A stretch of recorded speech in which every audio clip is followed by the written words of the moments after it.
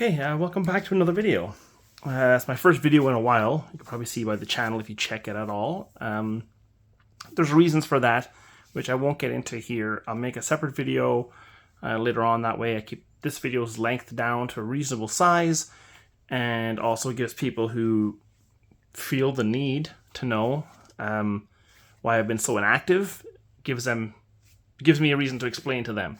But I don't expect anyone to care or for anyone to spend the time. So watch out for a video on that later. This video is my completed projects in 2024. Now, even though I didn't post any videos of what I've been doing, that doesn't mean that I didn't do anything. In fact, as you can see here, I did quite a bit. I'll get down to the breakdown. But if you watch 2023's video and 2022's video, the table was packed with stuff. There was like no room. You couldn't see almost any mat in between the projects. This year's a little different, as in I didn't have the time to commit to painting as furiously as I did in the previous years. So I didn't get as much done, even though I got a lot done by most people's standards. I didn't get as much done as by my standard. Something to know about me is I paint when I'm stressed. When I'm stressed or in a depression or anything like that, anything that goes on in normal everyday life, you can tell how worried I am about an event coming up or something coming up by how much painting I do, because I find painting is very soothing and it focuses me on something and it quietens my brain. I seen an amazing video of someone, it wasn't wargaming specifically, but it was about... what are they called? Like Gundams. It was about someone explaining in short form how assembling Gundams helps them. And it was essentially like a ton of background noise. And then as soon as he takes out the Gundam on the sprue and starts clipping and reading the assembly, the video goes mute. And I thought that was a great way of explaining how hobbying really focuses the brain.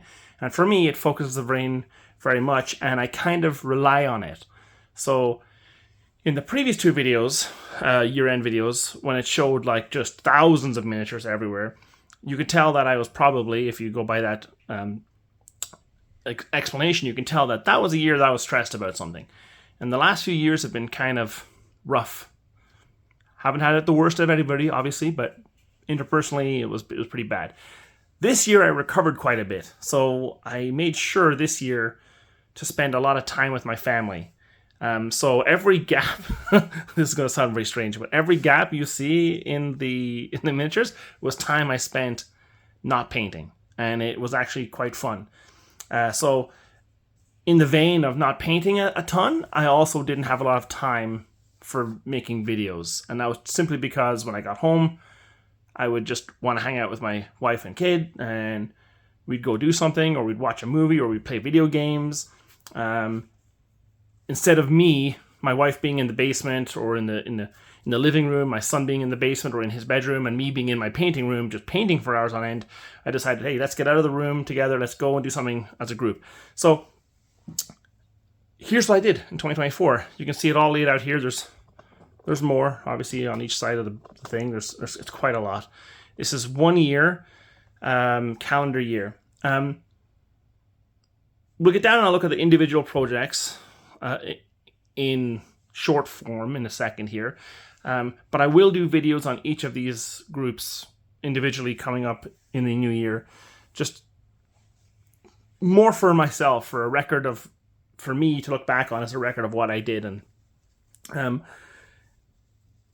in all, I've painted 3,352 figures this year.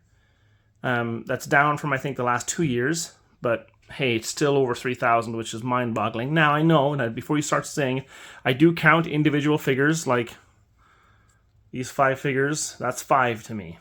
If I have to paint individual parts on a unit, I consider it a figure. So if I have to paint a face and 2 hands, pants and a shirt, that's a figure. I don't care if it's attached to a group of 10. A lot of people would say that this should be counted as 1 figure. And I can see reasons for that, why you'd say that.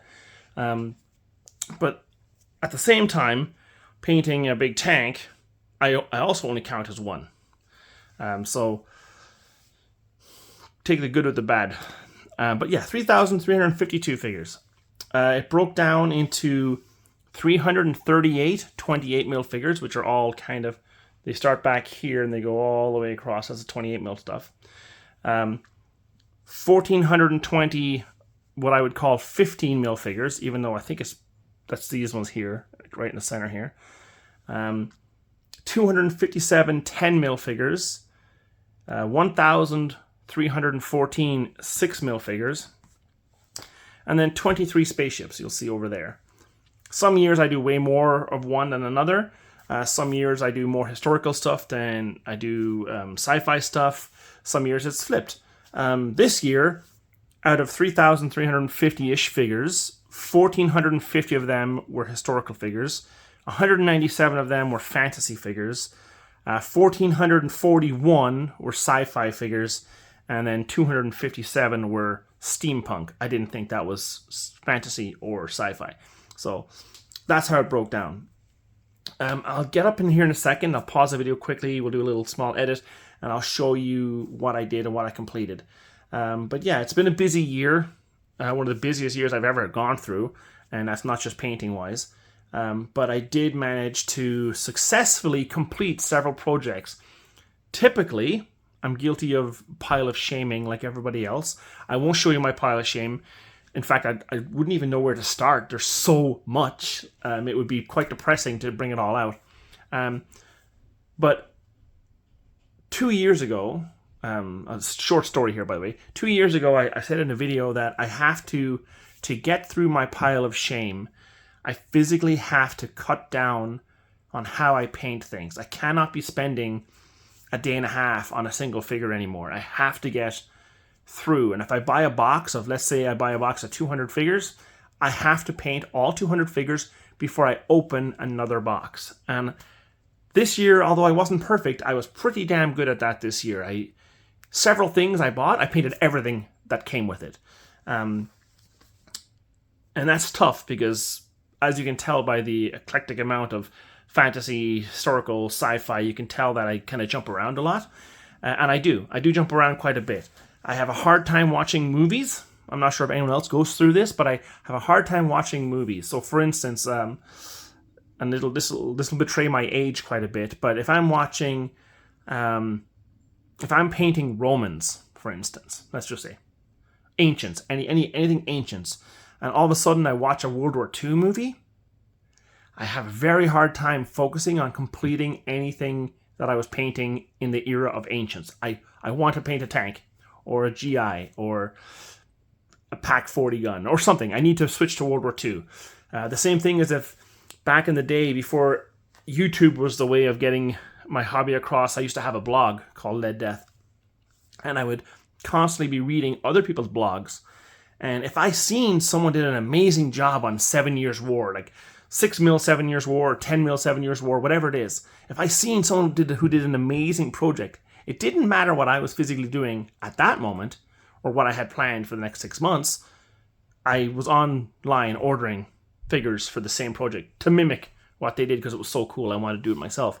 So I'm very fickle when it comes to what I'm doing. And if you ask my wife, she'll tell you, yeah, I can't watch anything. Like, so for instance, a TV show came out this year. I can't remember what it's called, but it has something to do with samurai. It was very popular. I watched the first episode, and I told my wife, that's amazing. I can't wait to watch it. But I can't watch it for a year. And she's like, what? I want to continue watching it. I'm like, hey, you go ahead. You can watch it. I cannot, because I'm painting English Civil War at the moment. So that means I can't handle anything samurai at the moment. And that leads to my pile of shame growing. So my point being, I didn't do any of that stuff this year. I focused on just painting what I wanted to do. I rewatched The Office, Seinfeld, Star Trek Deep Space Nine, and what else? Yeah, those three. I rewatched them like 3 times this year each, just so I could keep... and The IT Crowd and Father Ted, an Irish sitcom.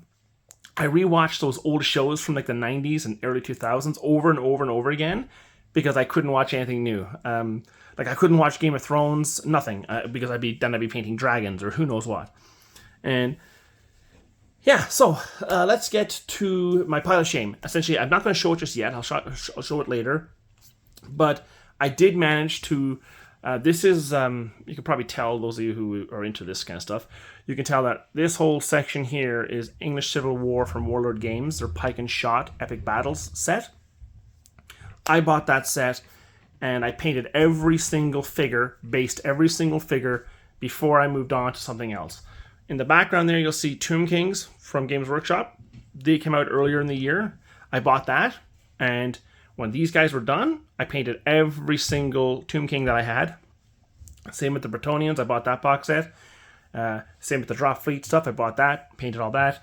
Over there, there's World War II tanks from Clash of Steel, did that. Then I also added to several armies that I already previously had on the go. Between giant projects like this English Civil War stuff, which was over 1,300 figures alone, and the Tomb Kings, between these two figures, or between these two projects, I like to do something small, like a 10, 12 figure batch. Like last year I did cowboys, I painted 10 cowboys in the middle, because it was a nice break, like a detox. So you'll see, and I'll point out when we go around here, you'll see a few of the things that I painted in the middle of painting giant things to break the monotony of like, oh my god, I got another 500 figures on the go. And then in the next video, I will show you what I have purchased in the last year that I wish to paint this year. So I'm going to pause it right here, waffle for 11 minutes, and we're going to get down to close-ups if I can reach. This is a table tennis table, so it's pretty wide. I'll give you a close-up of what I've physically done. One moment. Okay, so this will be the shaky cam, so hopefully you're not eating or going to throw up here. Hopefully you don't have vertigo. But this was, and the lighting is pretty bad because I'm in my basement, but this here was, what was this called? This was Clash, Armored Clash by just War Cradle, I think. This is the dystopian war figures I was talking about. It was... now,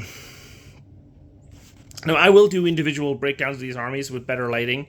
This is just an overview. This was the... And I'll show you actually right here. I have the box right here. That was this thing, the Crown Faction Battle Group. Normally, I buy my projects in two. So, for instance, if I do Bretonnians, I'll do Tomb Kings. That way I have a faction to fight against. I didn't do that with this one, because although the Empire was out, and now they have, I think, the Union coming out, I'm not interested in either of those two factions, so I'm technically going to wait, I think, to see what the French Empire, or the Russian, or the Polish, Lithuanian Commonwealth, I'm going to see what they look like. I might buy the Germans when they come out, but I only bought the British, so I only painted, well, the Crown, so I only painted the Crown. That was the one, and it was the whole set. That was the 257 figures. This here is Halo Flashpoint by Mantic. Now again, the lighting is really bad, but I'll give you a close-up of these. I have 8 more of these guys to paint. I got the Spartan set. Here we have my Legions Imperialis World Eaters for 30k, essentially. I had several hundred painted last year, but that was just 2 starter sets. This is what I've added to them. So, a couple of more boxes of infantry, tanks, dreadnoughts, all that. So there was those. One of the projects that was in the middle of 2 was some Perry miniatures. Never mind the billhooks. So I have 2 bow and bill regiments there. I added to my Blood Angels with the this was the what was that box set called? The newest box set, 10th edition box set. I painted up the figures in that. I did not paint up the 10 flaming guys because they didn't seem to fit with the Blood Angels theme I have, but I did paint up Redemptor. Now that's the easy to build one. That's the cheap one, not the expensive one. So there was that. Then there was the Pike and Shot starter set. You can see all the regiments here. If I just move back, these here, so from here over, this is the Royalist Army. One of the regiments is a big double regiment. But essentially there's 8 infantry regiments for the Royalists, 2 cavalry regiments, some dragoons and some cannons for them. And then here, this is my cat knocked that over. Here is the parliamentarians, where there's 6 infantry regiments, 3 cavalry regiments, cannons and whatnot. There's like Oliver Cromwell and stuff painted there, even though I don't like him very much. Being an Irishman, he did some terrible things in Ireland, but hey, some people hate Napoleon and they paint Napoleon, so who knows. So there's those. These aren't based yet, but these are Gene Stealer cults for my son. He picked up the game Kill Team, and he wanted to do Gene Stealer cults, so until he figures out what bases he wants, whenever the rest of them are painted, there's more, but we haven't painted them yet, then we'll base them all at once. These are some Perry Franco-Prussian war figures, just adding to my collection. I already have a lot of them. None of them are based yet for the same reason as every year I like to do, or every so often, I like to paint 10, 12 figures of that, and then when they're all painted, then I'll figure out a basing scheme. We'll do the back afterwards. We'll continue this way. Here we have some Starship Troopers. These are 3D printed and painted by myself. There's the little grunts down here. Little hand-painted flags, a couple of them. These are 2 mobile infantry platoons. Here is a platoon of the Mark IIs from the show Roughnecks, if anyone remembers that show from back in the day. And then here is a platoon of the Mark III. I don't know if that's what it says. The Marauder. Those 2 movies made, animated movies, Japanese style, that had them in it. So you have the movie version, the Starship Troopers movie version, and then you have the TV show, the animated, and the movies animated shows, along with some dropships and some fighter bombers. And then they have the little chicken walkers, the little android things right here, and then the different walkers from the different TV and movies. You might recognize them. I think these ones here, these big ones, I think they show up at the end of the 3rd movie. I can't remember what it was, and just terrible movies, but the models are pretty cool. These are all 3D printed for the game. There's a fan, essentially. I don't know if it's Crow Industries makes them, the rules, but there's a battle report online on YouTube that I watched and I loved it, and I decided to 3D print. Now these are the humans, and then over there in the corner we'll get to the bugs. You can't see them yet, but we'll get to the bugs in a minute. So there was those. Then we have Mechanicum, a whole bunch of little itty-bitty tech thralls. Thalax. This is 2 starter sets worth. Thanatars. You know what I mean? We have the Vorax, Voltorax, all those things. I'll show you one of these up close because it might zoom in. So we have those for legions. We also painted the legions Imperial Guard, or no, sorry, Solar Auxilia. Painted a whole bunch of them.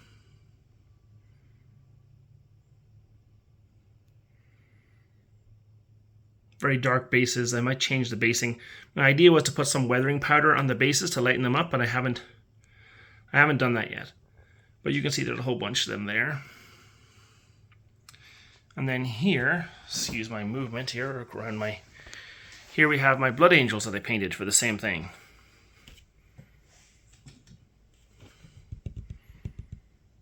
Oh, there's a lot of them. And an extra Thunderhawk. So there's those. Then I painted Clash of Steel from Gale Force 9 or Battlefront. I can't remember which one to make them. But I painted their 2 starter sets plus some additionals. These are the Americans. So these 2 are T-30s, the tank destroyer versions. These are the T-29s. This is, to me, that's a T-95, but I think it's a T-28 in reality. That's T-95 is from my World of Tank days. And these are some Pershings that I painted separately. These are the British, from the British and German starter set. These are the Germans, obviously you can tell. Very bad camo job on them. Bought a couple of extra mouse there because I just like the look of them. And then we have the Russians at the back.